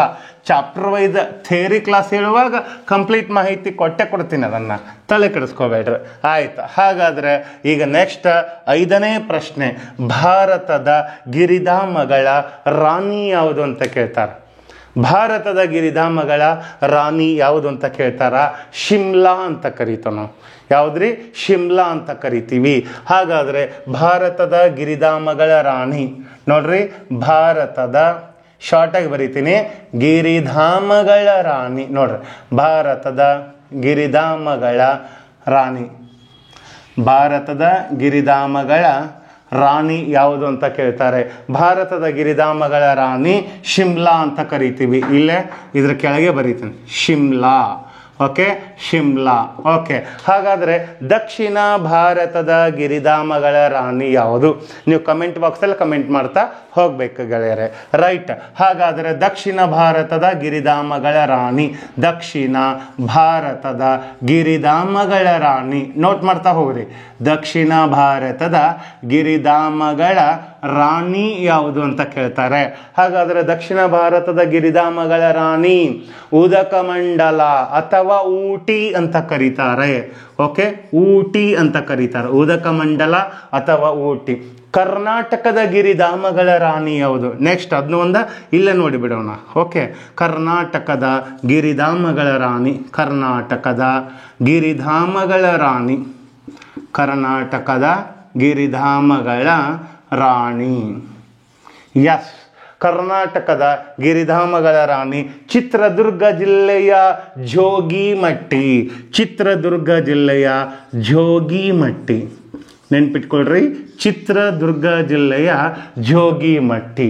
ಎಸ್, ಈ ರೀತಿ ಓದ್ತಾ ಇದ್ದಾಗ 360 ಆಂಗಲಲ್ಲಿ ಮತ್ತಷ್ಟು ಮಗದಷ್ಟು ಆಳವಾದ ಮಾಹಿತಿಯನ್ನು ನಾವು ಈ ಥರ ನೋಡ್ತಾ ಹೋಗಬೇಕು ಅಂತ ನಿಮಗೆ ಮನವರಿಕೆ ಮಾಡಿಕೊಡ್ತಾ ಇದ್ದೀನಿ ಗೆಳೆಯರು, ರೈಟ್. ಓಕೆ, ಹಾಗಾದರೆ ಈಗ ನೆಕ್ಸ್ಟ್ ಪ್ರಶ್ನೆಗೆ ಹೋಗೋಣ. ಆಯಿತಾ? ನೆಕ್ಸ್ಟ್ ಪ್ರಶ್ನೆ, ಸರ್ ಗಿರಿಧಾಮ ಅಂದ್ರೇನು, ರಾಷ್ಟ್ರೀಯ ಉದ್ಯಾನವನ ಅಂದ್ರೇನು, ಜೈವಿಕ ಸಂರಕ್ಷಣಾ ತಾಣ ಅಂದ್ರೇನು, ರಾಮಸಾರ ತಾಣ ಅಂದ್ರೇನು, ಅವು ಎಲ್ಲವನ್ನ ಥಿಯರಿ ಕ್ಲಾಸಲ್ಲಿ ನಿಮ್ಗೆ ಇನ್ಫಾರ್ಮೇಷನ್ ಕೊಡ್ತೀನಿ. ಇಲ್ಲಿ ಜಸ್ಟ್ ಪ್ರಶ್ನೆ ಪತ್ರಿಕೆ ಏನಿಲ್ಲ, ಇದಷ್ಟೇ. ಓಕೆ, ಈಗ ರಾಮಸಾರ ತಾಣ ಬಗ್ಗೆ ನಮ್ಮ ಮುಂದಿನ ಕ್ವಶನ್ ಇದೆ ನೋಡಿ. ಕ್ವಶನ್ ನಂಬರ್ 6 ಏನಿದೆ? ಕ್ವಶನ್ ನಂಬರ್ 6, ಕರ್ನಾಟಕದ ಮೊದಲ ರಾಮಸಾರ ತಾಣ ಯಾವುದು ಅಂತ. ಆಯ್ತಲ್ವಾ? ಹಾಗಾದರೆ ಇಲ್ಲಿ ಫಸ್ಟ್ ಆಫ್ ಆಲ್ ಭಾರತದ ಮೊದಲ ರಾಮಸಾರ ತಾಣ ಯಾವುದು ಅಂತ ಫಸ್ಟ್ ನೋಡೋಣ. ಭಾರತದ ಮೊದಲ ರಾಮಸಾರ ತಾಣ ಚಿಲ್ಕಾ. ಓಕೆ, ಒಡಿಸ್ಸಾದಲ್ಲಿದೆ. ಒಡಿಸ್ಸಾದ ಮಹಾನದಿಯ ದಡದಲ್ಲಿದೆ. ಚಿಲ್ಕಾ ಸರೋವರ ಕೇಳಿದಿರಲ್ಲ, ಆ ಸರೋವರದ ಸ್ಥಳವೇ ಏನಾಗಿದೆ? ಭಾರತದ ಮೊದಲ ರಾಮಸಾರ ತಾಣವಾಗಿದೆ. ಆಯ್ತಲ್ವಾ? ನೆನ್ಪಿಟ್ಕೊಳ್ರಿ, ಭಾರತದ ಮೊದಲ ರಾಮಸಾರ ತಾಣವಾಗಿದೆ. ಹಾಗಾದರೆ ಪ್ರಸ್ತುತ ಭಾರತದಲ್ಲಿ ಎಷ್ಟು ರಾಮಸಾರ ತಾಣಗಳಿವೆ? 80 ರಾಮಸಾರ ತಾಣಗಳಿವೆ. ಮತ್ತು ಮೊದಲೆಷ್ಟಿದ್ದು? 75. ಭಾರತ ದೇಶದ 75ನೇ ಸ್ವಾತಂತ್ರ್ಯೋತ್ಸವದ ಅಂಗವಾಗಿ 75 ರಾಮಸಾರ ತಾಣಗಳನ್ನು ಘೋಷಣೆ ಮಾಡಲಾಗಿತ್ತು. ಆಯ್ತಲ್ವಾ? ಆ 75 ರಾಮಸಾರ ತಾಣಗಳಲ್ಲಿ ಕರ್ನಾಟಕದ್ದು ಒಂದಿತ್ತು.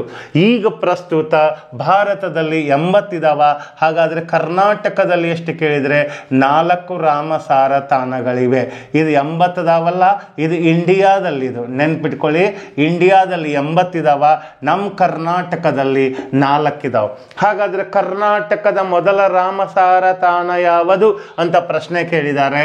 ಅದುವೇ ರಂಗನತಿಟ್ಟು, ಮಂಡ್ಯ. ಓಕೆ, ಮಂಡ್ಯ ಜಿಲ್ಲೆಯ ರಂಗನತಿಟ್ಟು.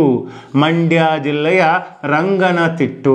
ಓಕೆ, ನೆನ್ಪಿಟ್ಕೊಳ್ಳಿ ಗೆಳೆಯರೆ, ಮಂಡ್ಯ ಜಿಲ್ಲೆಯ ರಂಗನತಿಟ್ಟು. ಮಂಡ್ಯ ಜಿಲ್ಲೆಯ Ranganathittu. This is the first Ramsar site in Karnataka. ಹಾಗಾದರೆ ಪ್ರಸ್ತುತ ಕರ್ನಾಟಕದಲ್ಲಿ ಎಷ್ಟಿದಾವೆ ಕೇಳಿದರೆ 4. ಹಾಗಾದರೆ ಅದರಲ್ಲಿ 4 ಯಾವ್ಯಾವ ಅಂತ ಬಂದಾಗ, ಈಗ 1 ರಂಗನತಿಟ್ಟು, ಇದೆಲ್ಲಿದೆ ಅಂತ ಕೇಳಿದರೆ ಮಂಡ್ಯದಲ್ಲಿದೆ. ಆಗಲೇ ಹೇಳಿದೆ ನಾನು ನಿಮಗೆ, ಮಂಡ್ಯದಲ್ಲಿದೆ ಅಂತ. ಹಾಗಾದರೆ ಕರ್ನಾಟಕದಲ್ಲಿ ಇತ್ತೀಚೆಗೆ ಎಷ್ಟು ರಾಮಸಾರ ತಾಣಗಳು ಭಾರತದ ರಾಮಸಾರ ತಾಣಗಳಲ್ಲಿ ಸ್ಥಾನ ಪಡೆದಿವೆ? 3 ಮತ್ತೆ ಹೊಸದಾಗಿ ಸ್ಥಾನ ಪಡೆದಿವೆ. ಯಾವ್ಯಾವ ಅಂತ ನೋಡ್ತಾ ಹೋದಾಗ, 1 ಅಂಕ ಸಮುದ್ರ. ಓಕೆ, 1 ಅಂಕ ಸಮುದ್ರ. ನೆನ್ಪಿಟ್ಕೊಳ್ರಿ, 1 ಅಂಕ ಸಮುದ್ರ. ಈ ಅಂಕ ಸಮುದ್ರ ಎಲ್ಲಿ ಬಂತು ಅಂತ ಕೇಳ್ತಾರೆ. ಅಂಕ ಸಮುದ್ರ ವಿಜಯನಗರ. ಓಕೆ, ಅಂಕ ಸಮುದ್ರ ಬರ್ಡ್ ಸ್ಯಾಂಚುರಿ ಅಂತ ಕರೀತಾರ, ವಿಜಯನಗರ ಡಿಸ್ಟಿಕ್. ಓಕೆ, ಬಳ್ಳಾರಿಯಿಂದ ಡಿವೈಡ್ ಆಗಿದೆಯಲ್ಲ, ಆ ವಿಜಯನಗರದಲ್ಲಿ ಬರುವಂಥ ಅಂಕ ಸಮುದ್ರ. ನೆಕ್ಸ್ಟ್ ಇನ್ನೊಂದು ಬರುತ್ತೆ, ಯಾವುದಪ್ಪ ಅಂದ್ರೆ ಅಘನಾಶಿನಿ, ಉತ್ತರ ಕನ್ನಡ ಜಿಲ್ಲೆ. ಯಾವ ಶಿನಿ? ಅಘನಾಶಿನಿ. ಓಕೆ, ಅಘನಾಶಿನಿ ಯಾವ ಜಿಲ್ಲೆ? ಉತ್ತರ ಕನ್ನಡ ಜಿಲ್ಲೆ. ಕಾರವಾರ ಅಂತ ಕರಿತೀವಲ್ಲ ನಾವು, ಆ ಜಿಲ್ಲೆ ಉತ್ತರ ಕನ್ನಡ. ನೆಕ್ಸ್ಟ್ 4ನೇದು ಇನ್ನೊಂದು ಯಾವುದು ಅಂತಂದರೆ ಹಾವೇರಿಯ ಮಾಗಡಿ ಅಥವಾ ಮ್ಯಾಗಡಿ. ಓಕೆ, ಮ್ಯಾಗಡಿ ಪಕ್ಷಿಧಾಮ. ಮಾಗಡಿ ಅಥವಾ ಮ್ಯಾಗಡಿ. ಓಕೆ, ಮ್ಯಾಗಡಿ ಇದು ಎಲ್ಲಿ ಬರುತ್ತೆ? ಹಾವೇರಿಯಲ್ಲಿ ಕಂಡು ಬರುತ್ತೆ. ಓಕೆ, ಹಾಗಾದರೆ ರಾಮಸಾರ ತಾಣ ಅಂತ ಯಾಕೆ ಕರೀತಾರೆ, ಏನು ಎತ್ತ? ನಿಮಗೆ ಮತ್ತೆ ಮುಂದೊಂದು ಪ್ರಶ್ನೆಯನ್ನು, ಅದರ ಬಗ್ಗೆ ಇಂಪಾರ್ಟೆಂಟ್ ಪ್ರಶ್ನೆಯನ್ನು ಹೆಕ್ಕಿ ತೆಗೆದುಕೊಂಡು ಬಂದು ಆ ರಾಮಸಾರ ಅನ್ನೋ ಪದದ ಬಗ್ಗೆ ನಿಮಗೆ ಮಾಹಿತಿ ಕೊಡ್ತಾ ಹೋಗ್ತೀನಿ ನಾನು. ತಿಳಿತಲ್ವಾ? ಈ ವಿಡಿಯೋದ ಲಾಸ್ಟಿಗೆ ಮತ್ತೊಂದು ವಿಶೇಷವಾದ ಮಾಹಿತಿಯನ್ನು ನಿಮ್ಮ ಮುಂದೆ ಹಂಚಿಕೊಳ್ತೀನಿ. ಈ ವಿಡಿಯೋ ಕಡೆ ತನಕ ನೋಡ್ತಾ ಇರಿ, ಎಲ್ಲೂ ಸ್ಕಿಪ್ ಮಾಡೋಕ್ಕೆ ಹೋಗಬೇಡಿ. Okay, yes. ಹಾಗಾದರೆ ನೆಕ್ಸ್ಟ್ 7ನೇ ಪ್ರಶ್ನೆ, ಭಾರತದ ಅತಿ ಚಿಕ್ಕ ರಾಷ್ಟ್ರೀಯ ಹೆದ್ದಾರಿ ಯಾವುದು ಅಂತ ಕೇಳಿದ್ದಾರೆ. ಓಕೆ, ನೆಕ್ಸ್ಟ್ ಭಾರತದ ಅತಿ ಚಿಕ್ಕ ರಾಷ್ಟ್ರೀಯ ಹೆದ್ದಾರಿ ಯಾವುದು ಅಂತ ಕೇಳಿದ್ದಾರೆ ಸ್ನೇಹಿತರೆ. ನೆನ್ಪಿಟ್ಕೊಳ್ರಿ, ಭಾರತದ ಅತಿ ಚಿಕ್ಕ ರಾಷ್ಟ್ರೀಯ ಹೆದ್ದಾರಿ ಯಾವುದು? ಇದೇನಾಗಿದೆ ರಾಷ್ಟ್ರೀಯ ಹೆದ್ದಾರಿ? ಈಗ ಕೇರಳದಲ್ಲಿದೆ. ನೆನ್ಪಿಟ್ಕೊಳ್ರಿ, ಭಾರತದ ಅತಿ ಚಿಕ್ಕ ರಾಷ್ಟ್ರೀಯ ಹೆದ್ದಾರಿ ಕೇರಳದಲ್ಲಿದೆ. ಎಲ್ಲಿದೆ? ಕೇರಳದಲ್ಲಿದೆ. ಹಾಗಾದರೆ ಆ ರಾಷ್ಟ್ರೀಯ ಹೆದ್ದಾರಿ ಹೆಸರು NH 966B ಅಂತ ಕರೀತಾರೆ. ಓಕೆ, ಇಲ್ಲಿ ಬರೀತೀನಿ ನೋಡೋಣ. ಓಕೆ, H 966B ಅಂತ ಕರೀತಾರ. ಇದು ಕರೆಕ್ಟಾಗಿ 6 ಕಿಲೋಮೀಟರ್ ಇದೆ ಆಯ್ತಲ್ವ, ಸಾರಿ 8 ಕಿಲೋಮೀಟರ್ ಇದೆ, ಕರೆಕ್ಟಾಗಿ 8 ಕಿಲೋಮೀಟರ್, 966V. ಹಾಗಾದರೆ ಭಾರತದ ಅತಿ ಉದ್ದವಾದ ರಾಷ್ಟ್ರೀಯ ಹೆದ್ದಾರಿ ಯಾವುದು ಅಂತ ಕೇಳ್ತಾರ? NH44. NH44. ಸರ್ NH7 ಅಲ್ವಾ? ಈಗ ಚೇಂಜ್ ಆಗಿ 7 ವರ್ಷ ಆಯಿತು. ಕೆಲವೊಬ್ಬರಿಗೆ ಗೊತ್ತಿದೆ ಅಂದ್ಕೊಂಡಿದ್ದೀನಿ, ಕೆಲವೊಬ್ರಿಗೆ ಗೊತ್ತಿಲ್ಲ ಅಂದ್ಕೊಂಡಿದ್ದೀನಿ. NH44 is a present Indian longest national highway between Srinagar to Kanyakumari. ಆಯ್ತಲ್ವಾ? Okay, NH44. ಹಾಗಾದರೆ ಭಾರತದ 2ನೇ ಉದ್ದವಾದ ರಾಷ್ಟ್ರೀಯ ಹೆದ್ದಾರಿ ಇಲ್ಲಿ NH44 ಐತಲ್ಲ, ಎಲ್ಲಿಂದ ಎಲ್ಲಿವರೆಗೂ? ಶ್ರೀನಗರ ಟು ಕನ್ಯಾಕುಮಾರಿ. ಭಾರತದ 2ನೇ ಉದ್ದವಾದ ರಾಷ್ಟ್ರೀಯ ಹೆದ್ದಾರಿ NH27. NH27 ನೆನ್ಪಿಟ್ಕೊಳ್ರಿ, NH27. ಸರ್, ಕರ್ನಾಟಕದ ಅತಿ ಉದ್ದವಾದ ರಾಷ್ಟ್ರೀಯ ಹೆದ್ದಾರಿ NH50. ಸರ್, ಇದು NH27 Indian second longest national highway ಅಂತ ಕರಿತಾವೆ. ಎಲ್ಲಿಂದ ಎಲ್ಲಿಯವರೆಗೆ? ಗುಜರಾತಿನ ಪೋರಬಂದರದಿಂದ ಆಸಾಂನ ಸಿಲ್ವಾರವರೆಗೆ. ನೆನ್ಪಿಟ್ಕೊಳ್ರಿ, ಆಯ್ತಲ್ವಾ? ಗುಜರಾತಿನ ಪೋರಬಂದರದಿಂದ ಆಸಾಂವರೆಗೆ. NH27 ಗುಜರಾತಿನ ಪೋರಬಂದರದಿಂದ ಆಸಾಂವರೆಗೆ. ನೆಕ್ಸ್ಟ್, ಕರ್ನಾಟಕದ ಅತಿ ಉದ್ದವಾದ ರಾಷ್ಟ್ರೀಯ ಹೆದ್ದಾರಿ NH50. NH50 ಅಂತ ಕರೀತೀವಿ ನಾವು. ಹಾಗಾದರೆ NH50 ಎಷ್ಟು ಕಿಲೋಮೀಟರ್? 751 ಕಿಲೋಮೀಟರ್. ನೆನ್ಪಿಟ್ಕೊಳ್ರಿ, 751 ಕಿಲೋಮೀಟರ್. ಇದಿಷ್ಟೇ ಮುಗಿಲಿಲ್ಲ. ಭಾರತದ ರಸ್ತೆ ಸಾರಿಗೆ ಅಂತ ಬಂದಾಗ ಅದರ ಬಗ್ಗೆನೇ ಕರೆಕ್ಟ್ 1.5 ಗಂಟೆಯಿಂದ 2 ಗಂಟೆ ಅಧ್ಯಯನ ಇದೆ. ಚಾಪ್ಟರ್ ವೈಸ್ ಕ್ಲಾಸ್ ಮಾಡ್ತೀನಲ್ಲ ನಾನು, ಅದರಲ್ಲಿ ನಿಮ್ಗೆ ಕಂಪ್ಲೀಟ್ ಮಾಹಿತಿ ಕೊಡ್ತೀನಿ. ಆಯ್ತಲ್ವಾ? ಇದಿಷ್ಟು ಸ್ನೇಹಿತರೆ ಇವತ್ತಿನ 7ನೇ ಪ್ರಶ್ನೆಯ ಕಂಪ್ಲೀಟ್ ಮಾಹಿತಿಯಾಗಿದೆ. ಇದರ ಹೆಚ್ಚಿನ ಮಾಹಿತಿಯನ್ನು ಚಾಪ್ಟರ್ ವೈಸ್ ಕ್ಲಾಸಲ್ಲಿ ಮತ್ತು ಮುಂದೆ ಬರಲಿರುವ ವಿವಿಧ ರೀತಿಯ ಭೂಗೋಳಶಾಸ್ತ್ರದ ಪ್ರಶ್ನೋತ್ತರ ಚರ್ಚಾ ಕಾರ್ಯಕ್ರಮದಲ್ಲಿ ನಿಮಗೆ ಮಗದಷ್ಟು ಮಾಹಿತಿಯ ಕೊಡುವ ಪ್ರಯತ್ನ ಮಾಡ್ತೀನಿ ಅಂತ ಹೇಳ್ತಾ, ಎಲ್ಲರಿಗೂ ಒಂದು ವಿಶೇಷವಾದ ಮಾಹಿತಿ ಏನಪ್ಪ ಅಂತಂದರೆ, ಐರಾ ಅಕಾಡೆಮಿ ಅಂತ ಇದೆ. ನನ್ನ ಆತ್ಮೀಯ ಮಿತ್ರರಾಗಿರುವ ಲಾಲ್ ಸಾಬ್ ರಫೀಕ್ ಸರ್, ಹುಸೇನಪ್ಪ ನಾಯ್ಕ ಸರ್ ಅವರ ಯೂಟ್ಯೂಬ್ ಚಾನೆಲ್ ಇದೆಯಲ್ಲ, ಹುಸೇನಪ್ಪ ನಾಯ್ಕ್ ಅಕಾಡೆಮಿ ಅಂತ, ಅದರಲ್ಲಿ ವಿಜ್ಞಾನದ ಪಾಠ ಮಾಡಿ ಕರ್ನಾಟಕದ ಪ್ರತಿ ವಿದ್ಯಾರ್ಥಿಗಳ ಮನಗೆದ್ದಿರುವಂತಹ ವಿಜ್ಞಾನ ಕ್ಷೇತ್ರದಲ್ಲಿ ಯಾರಿಗೆ ಆ ವಿಜ್ಞಾನ ವಿಷಯ ಕಬ್ಬಿಣದ ಕಡಲೆಯಾಗಿತ್ತೋ ಅದು ಸುಲಿದ ಬಾಳೆಹಣ್ಣಿನಷ್ಟು ಅತ್ಯಂತ ಸರಳವಾಗುವ ರೀತಿಯಲ್ಲಿ ಪಾಠ ಮಾಡಿ ವಿದ್ಯಾರ್ಥಿಗಳ ಮನಗೆದ್ದಿರುವ ಸ್ಪರ್ಧಾ ಜಗತ್ತಿನ ಮೇಧಾವಿ ಶಿಕ್ಷಕರಲ್ಲಿ ಒಬ್ಬರಾಗಿರುವ ಲಾಲ್ ಸಾಬ್ ರಫೀಕ್ ಸರ್ ಅವರ ಒಂದು ಪ್ರಮುಖ ವೆಬ್ಸೈಟ್ ಅದುವೇ ಐರಾ ಅಕಾಡೆಮಿ ಅಂತ. ಆ ಐರಾ ಅಕಾಡೆಮಿಯ ವೆಬ್ಸೈಟ್ ಇದೆ, ಅವರ ಒಂದು ಆ್ಯಪ್ ಇದೆ, ಅವರ ಒಂದು ಯೂಟ್ಯೂಬ್ ಚಾನೆಲ್ ಇದೆ. ಅವರ ಒಂದು ಆ್ಯಪಲ್ಲಿ ಐರಾ ಅಕಾಡೆಮಿ ಆ್ಯಪ್ ಮತ್ತು ವೆಬ್ಸೈಟಲ್ಲಿ ಏನು ಮಾಡ್ತಿದ್ದಾರೆ, ಕೇವಲ ₹1 ನಿಮಗೆ ಪೊಲೀಸ್ PSI ಸ್ಪರ್ಧಾತ್ಮಕ ಪರೀಕ್ಷೆಯ ತಯಾರಿ ದೃಷ್ಟಿಯಿಂದ ಅಲ್ಲಿ 100 ಪ್ರಶ್ನೆಗಳ ಒಂದು ವಿಶೇಷವಾದ ಪರೀಕ್ಷೆಯನ್ನು ಮಾದರಿ ಪರೀಕ್ಷೆ ನಡೆಸ್ತಿದ್ದಾರೆ. ₹1 ಮಾತ್ರ ನಡೆಸ್ತಿದ್ದಾರೆ. ಅಂಥ ವಿಶೇಷವಾದಂತಹ ಪರೀಕ್ಷೆಯನ್ನು ಅಟೆಂಡ್ ಮಾಡಿ ನಿಮ್ಮ ಸಾಮರ್ಥ್ಯವನ್ನು ಚೆಕ್ ಮಾಡಿಕೊಳ್ಳಿ ಅಂತ ಹೇಳ್ತಾ, ಅದೇ ರೀತಿ ಸಾಧನಾ ಆ್ಯಪಲ್ಲಿ ಪೊಲೀಸ್ ಕಾನ್ಸ್ಟೇಬಲ್ ಪರೀಕ್ಷೆಯ ದೃಷ್ಟಿಯಿಂದ ನಿರಂತರವಾದ ಟೆಸ್ಟ್ ಸಿರೀಸ್ ನಡೀತಾ ಇದ್ದಾವೆ. ಇದೇ ನನ್ನ ಯೂಟ್ಯೂಬ್ ಚಾನಲಲ್ಲಿ ದಿನನಿತ್ಯ ತರಗತಿಗಳು ಸಾಯಂಕಾಲ 6 ಗಂಟೆ, ಸಾಯಂಕಾಲ 7 ಗಂಟೆ 30 ನಿಮಿಷ, ರಾತ್ರಿ 10 ಗಂಟೆ 30 ನಿಮಿಷ. ಈ 3 ಟೈಮಲ್ಲಿ ನಾನು ಮಿನಿಮಮ್ ನಿಮಗೆ 2 ಟೈಮ್ಗಳಲ್ಲಿ ತರಗತಿಗಳನ್ನು ಮಾಡಲು ಪ್ರಯತ್ನ ಮಾಡ್ತೀನಿ. ನಿಮಗೆ ಸುಮಾರು 4 ರಿಂದ 5 ಗಂಟೆಗಳ ಮುಂಚೆನೇ ನೋಟಿಫಿಕೇಶನ್ ಬಂದಿರುತ್ತೆ. ನಮ್ಮ ಒಂದು ವಿಶೇಷವಾದ ವಿಡಿಯೋಗಳನ್ನು ನೋಡಲು ಸಬ್ಸ್ಕ್ರೈಬ್ ಆಗಿ ಪಕ್ಕದಲ್ಲಿ ಕಾಣುವ ಬೆಲ್ ಐಕಾನನ್ನು ಕ್ಲಿಕ್ ಮಾಡಿ ಅಂತ ಹೇಳ್ತಾ, ಇವತ್ತಿನ ವಿಶೇಷವಾದ ತರಗತಿಯನ್ನು ಈಗ ನಾನು ಮುಗಿಸ್ತಾ ಇದ್ದೀನಿ. ಮುಂದಿನ ಮತ್ತೊಂದು ವಿಶೇಷ ವಿಡಿಯೋದೊಂದಿಗೆ ಬಂದು ನಿಮ್ಮನ್ನು ಆದಷ್ಟು ಬೇಗ ಭೇಟಿಯಾಗ್ತೀನಿ. ಅಲ್ಲಿವರೆಗೂ ಎಲ್ಲರಿಗೂ ಜೈ ಹಿಂದ್, ಜೈ ಕರ್ನಾಟಕ.